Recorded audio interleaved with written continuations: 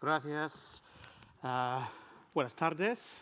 That's all my Spanish, I'm afraid. So, how many of you are listening in Euskara?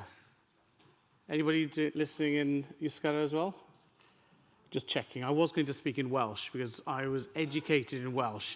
So I'm just wondering if they could translate from Welsh to Euskara, but maybe not now. So, thank you for staying. I know I'm the last person between you and a few cerveza this evening. But it's been a very interesting day, and I wanted to reflect on a few things. We've heard a lot about the future, about digital, about innovation. And it's all been focused on what you can do if you've got a lot of money and not much product. So there's some very good technology developments, but what do retailers do? So how many of you here are fans of Apple? Who's got an Apple device? Oh, everybody, 3 hands in the air. So how many products does Apple sell? About 200 products. And they sell the 200 products all around the world, so they can afford to invest in big stores. Whereas if you think about some of your fashion brands, they have to sell 3,000 to 10,000 products in different colors, different sizes, in hundreds of stores. So I want to close today's proceedings by thinking about what happens when brands move from being marketing organizations and start thinking about selling, taking your money and putting it in their pockets, which is what keeps them in business. So I think I had a very nice introduction, so I won't say any more. Internet retailing is the must-read title for people who work in multi-channel retail and want to sell things. But the important thing we've been doing is we've been doing some research into who are not just the biggest, but the best selling brands in Europe. I've put the report up behind me. You can download the report free of charge. I'll just give you the surprise. So the elite brands, the 7 best brands in Europe, Apple, Decathlon, Bonprix, Next, H&M, and a small retailer that I think might be from Spain called Zara. So they're the 7 elite, and these guys do absolutely everything much, much better than everybody else. And this is really important when you look at the people who are in the next group, some fantastic retailers, including Amazon, who doesn't quite do as many things as well as some of the retailers like Zara.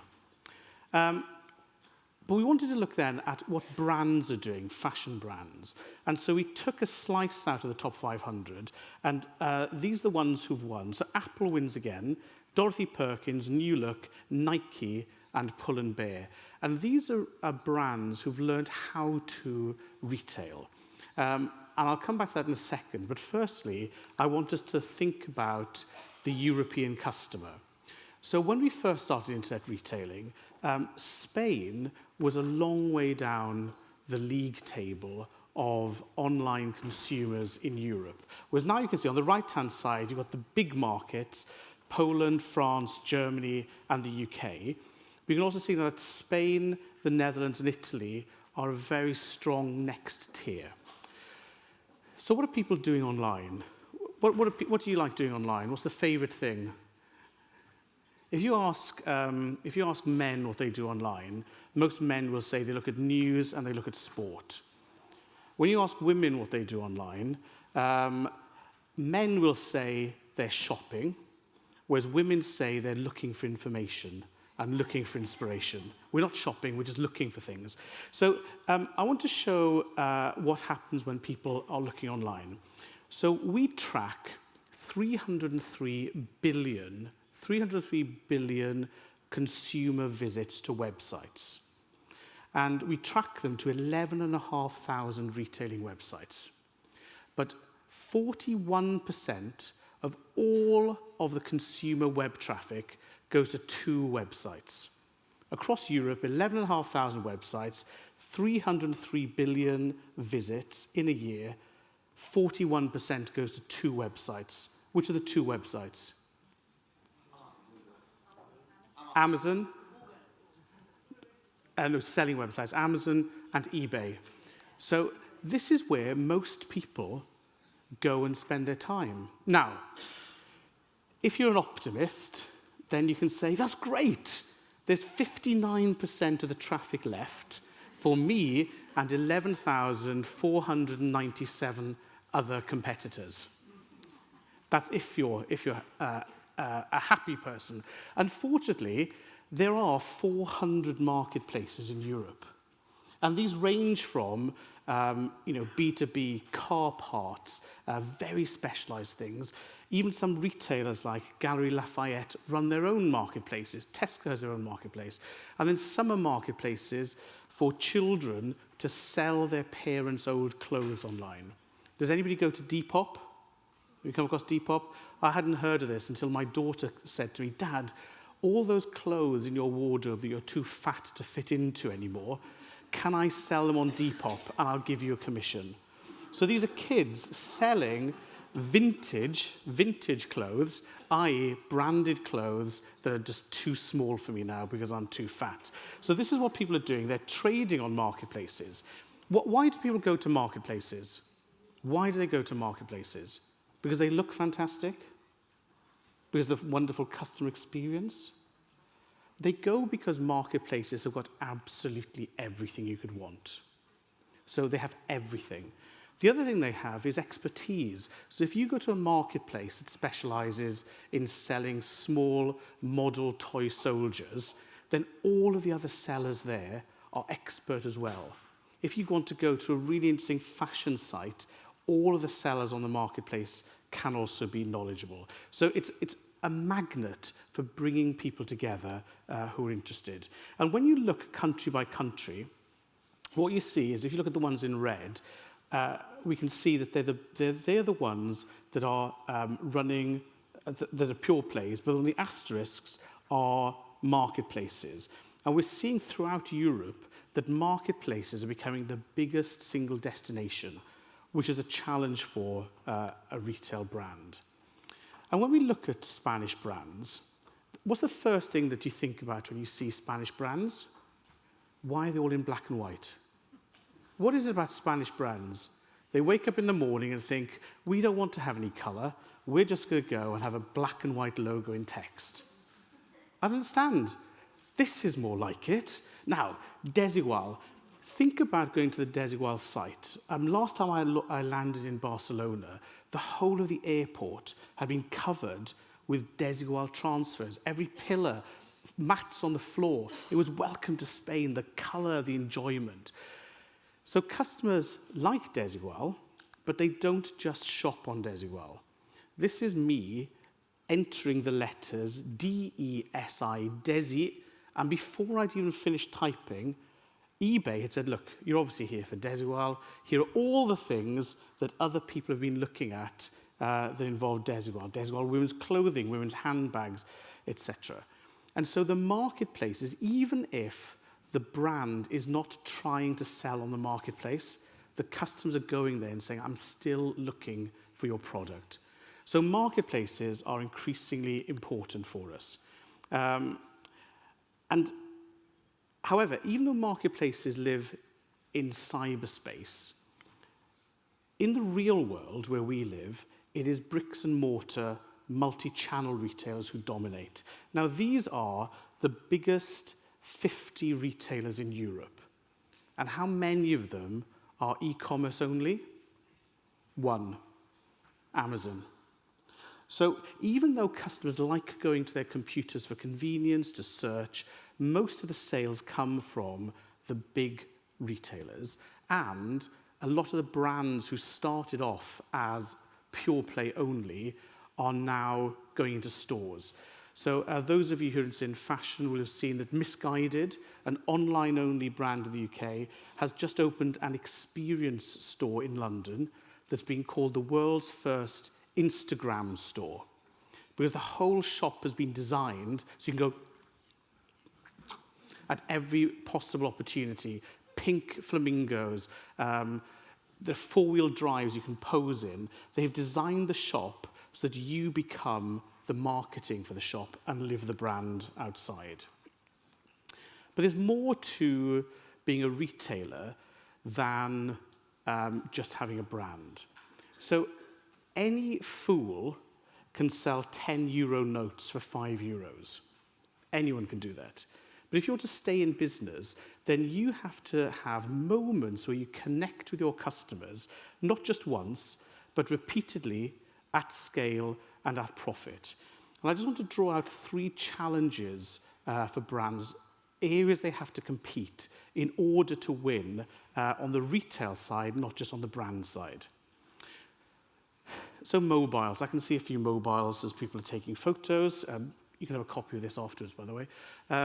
People now are never without their mobile phones. In fact, if you wear trousers, you even know where your phone is all the time. And you have this nervous twitch. Is it still there? Is it still there? So we all know where our phone is. And 11% of British people admit to shopping on their phone while sitting on the toilet. So have a look around the audience and just try and work out who the 11% are, and do not shake their hand.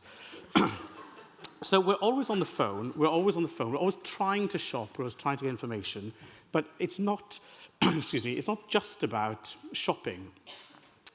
How many times do you go into a store and the store staff are not allowed to have a mobile phone? So if you're trying to ask them something and say, sorry, I can't help you, I'm not allowed to have my phone. Why? Are they worried they're going to steal the time, spend their day on Facebook, be shopping competitors, texting their friends? So we spend a fortune building our brand, but we don't let the customers then interact with our best brand ambassadors. And so there's a video on our site which talks about the experience of putting a mobile and apps in the hand of store staff with extended data, real-time stock availability. But the big win was when they trained the staff to use the apps and trained the staff to use the mobile phone, because it empowered them to be more effective salespeople and better brand advocates. The next thing that brands have to do is actually try and sell. So often they put so much effort into the above the line, the catwalk, the brand image, they forget there are certain basics you need. What's the height of the heels on my shoe? How long is the skirt? What's the cut like? Can you show me the buttons? What's the return time on this? So online brands are having to learn how to do merchandising properly. And in our report, we've set out the key techniques that are being used. And what's interesting is that simple things, like even saying on a coat, this is our best seller, only 7% of fashion brands do that, whereas the top thing people do is recommendations based on browsing history, which is done in Sweden very well. The next big thing is delivery. The next thing is delivery. Now, again, if you're a fashion brand, life used to be really easy. You had a small head office full of creative people, you did your designs, you sent them to a factory, and some weeks later, a big pallet arrived. And you just looked at it, said goodbye, and then it was sent out to your retailers. And so all of the challenge of delivery, of stock holding, of size management, of returns, of breakages and spoilage, it wasn't your problem. The retailers dealt with it. So as fashion brands are now dealing directly with the customers, we're having to learn to do delivery, and we're catching up over 30 years behind our retailers. And again, just looking at the changes here, we can see that there's virtually nobody left in the world that doesn't offer next-day delivery. We just take it for granted now. And some people are offering 1-hour delivery in major cities. Whereas Sunday delivery, who thinks that delivery on a Sunday is a good idea? Who wants to have their clothes delivered on a Sunday? No? You are the last civilized people left in the world. Oh no, there are a couple of people here who are saying, we don't care about church, we don't care about having a day off, we want our shopping, we want our shopping. So if I'd asked this 2 years ago, maybe 5% would have said yes. If you ask it in a major city now, people just go, well, of course I want my shopping on a Sunday. But it's actually a very difficult thing to do, so a big challenge. And we're also seeing that the standard delivery times are dropping. So in Germany, if you want something free, people are willing to wait 4 days. Whereas what we're now seeing in the UK is that number is dropping down to 1 to 2 days for standard free delivery. Plus, more than half of the retailers now offer buy online and collect in store. So that means you have to orchestrate the website with the warehouse and the store and really make it happen. So it's very easy to put a little button on a website saying, hey, magic is going to happen.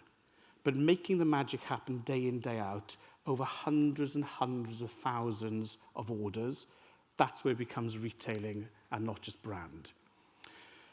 And we've talked a lot about mobile and social. And again, marketing on social is quite easy. You just spam out and people are happy. The problem with social is that consumers talk back to you. Now, we had our interns send 6 tweets to all of our retailers. And they were easy tweets. They were things like, are you open on Sunday? What's your address? Can I return this? Do you have it in blue? Very, very simple questions. And we sent it to 500 retailers. Nearly half of the retailers did not respond, ever. Ever. So when I criticize the longest response, which was 219 hours, even though it's a terribly long time, because if I ask, are you open on Sunday, and 219 hours you answer me later, I don't even know which Sunday it is anymore. Even though they were terrible, they were not the worst, because at least they answered. But what we did is we split the answers in hours by the category. And what we can see is that in general fashion, so these are department stores, El Corte Inglés, etc. When they answered, it was within 9 hours. Why is that? Because they're battle-hardened. They've been doing this for a long time, they've invested in the staff, and they know that in order to keep your customers happy, you've got to answer them. Right at the top, we've got the consumer electronics people at 193 hours on average. And this is like me tweeting Samsung and saying, hey, how's things? Can I return stuff? There's such a global brand without the infrastructure at a local level, they can't respond to me. Or if I tweeted Miele or a white goods, my dishwasher, they wouldn't answer me. However, what we're seeing is that year on year, even those big brands are being forced to answer more quickly and answer better. Which again sounds very easy, but how many people here actually answer customers directly on Twitter 24 hours a day? So if you're a major brand, you've invested a fortune in building your global brand, you're then saying to 30 people who are kept in a dark cupboard somewhere, paid nothing at all, that they can go one-on-one and talk to consumers and handle your brand and take your brand forward in conversation with customers. That takes a lot of training and a lot of investment. And so this brings us on to the final point, which is if you're going to be a retailing brand, you have to totally embrace retail, total retail. It's not just a case of I'll wholesale my product and let the retailer deal with it. You have to think like a retailer. And what are the main things about this? Well, the first thing is you have to be willing to have an authentic conversation. Not just marketing, not just top-down, it has to be authentic.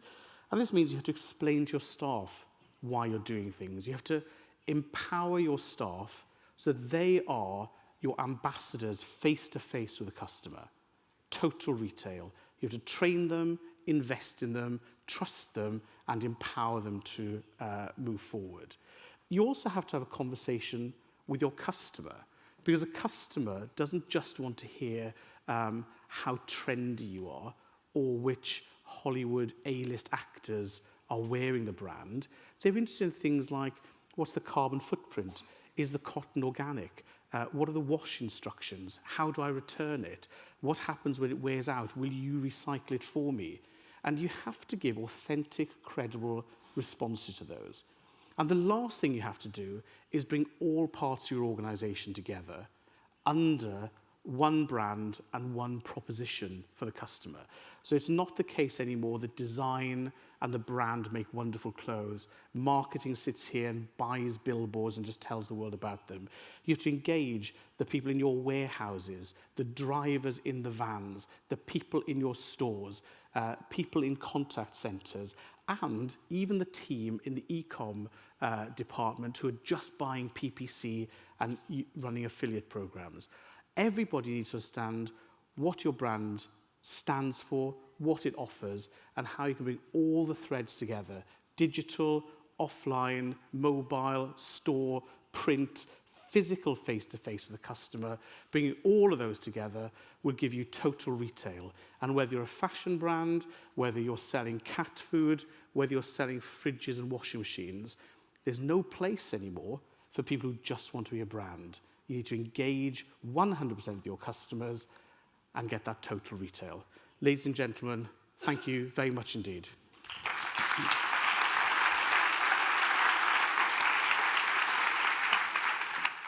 Is the must-read title for people who work in multi-channel retail and want to sell things. But the important thing we've been doing is we've been doing some research into who are not just the biggest, but the best selling brands in Europe. I've put the report up behind me. You can download the report free of charge. I'll just give you the surprise. So the elite brands, the 7 best brands in Europe, Apple, Decathlon, Bonprix, Next, H&M, and a small retailer that I think might be from Spain called Zara. But it's been a very interesting day, and I wanted to reflect on a few things. We've heard a lot about the future, about digital, about innovation, and it's all been focused on what you can do if you've got a lot of money and not much product. So there's some very good technology developments, but what do retailers do? So how many of you here are fans of Apple? Who's got an Apple device? Oh, everybody, 3 hands in the air. So how many products does Apple sell? About 200 products. And they sell the 200 products all around the world so they can afford to invest in big stores. Whereas if you think about some of your fashion brands, they have to sell 3,000 to 10,000 products in different colors, different sizes, in hundreds of stores. So I want to close today's proceedings by thinking about what happens when brands move from being marketing organizations and start thinking about selling, taking your money and putting it in their pockets, which is what keeps them in business. So I think I had a very nice introduction, so I won't say any more. Internet retail. So they're the 7 elite, and these guys do absolutely everything much, much better than everybody else. And this is really important when you look at the people who are in the next group, some fantastic retailers, including Amazon, who doesn't quite do as many things as well as some of the retailers like Zara. But we wanted to look then at what brands are doing, fashion brands. And so we took a slice out of the top 500, and these are the ones who've won. So Apple wins again, Dorothy Perkins, New Look, Nike, and Pull & Bear.